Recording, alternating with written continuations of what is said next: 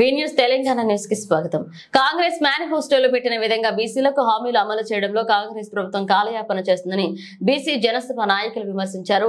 సమగ్ర కులగణన చేయాలని డిమాండ్ చేస్తూ ఆగస్టు 10న ఇందిరా పార్క్ వద్ద నిర్వహిస్తున్న సత్యాగ్రహ పోస్టర్ ను ఉస్మానియా యూనివర్సిటీలో ఆవిష్కరించారు. ఈ సందర్భంగా ఓయూ జేఏసీ నాయకుడు అశోక్ యాదవ్ మాట్లాడుతూ స్థానిక సంస్థల ఎన్నికల్లో బీసీలకు 42% రిజర్వేషన్లు అమలు చేస్తామని, దానికి అధికారంలోకి వచ్చిన 3 నెలల్లోనే బీసీలకు కులగణన ప్రారంభిస్తామని చెప్పి అధికారంలోకి వచ్చి 8 నెలలు అవుతున్న దానికి సంబంధించినట్టు విధి విధానాలు అమలు చేయకుండా తాత్సారం చేస్తూ బీసీలను మోసం చేసే పని చేస్తున్నారన్నారు.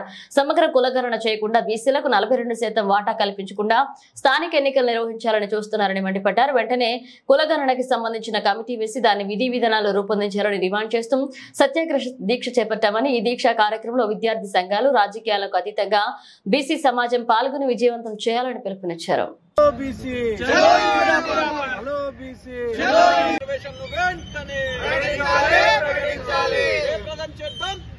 ఆగస్టు 10వ తారీఖు ఇందిరా పార్క్ వద్ద జరిగే సత్యాగ్రహ దీక్షను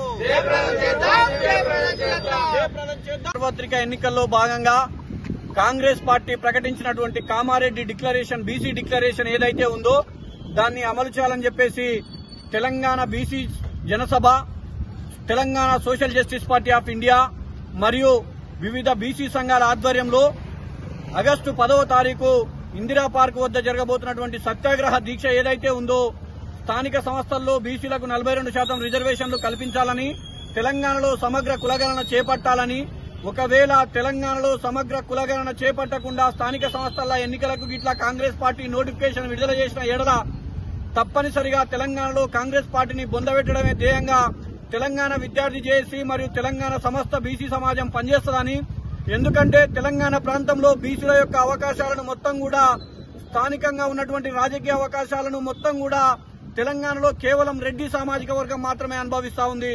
ఒకవేళ మీరు బీసీ కులగణన చేపట్టకపోయినా, బీసీలకు స్థానిక సంస్థల్లో రిజర్వేషన్లు ప్రకటించకపోయినా మా యొక్క అవకాశాలను మీరు దొబ్బి తినడానికి మాత్రమే మీ యొక్క రాజ్యాధికారాన్ని కాంగ్రెస్ పార్టీ, రెడ్ల పార్టీ వినియోగించుకుంటుందని చెప్పేసి మేము భావించాల్సి ఉంటుందని చెప్పేసి తెలియజేస్తా ఉన్నాం.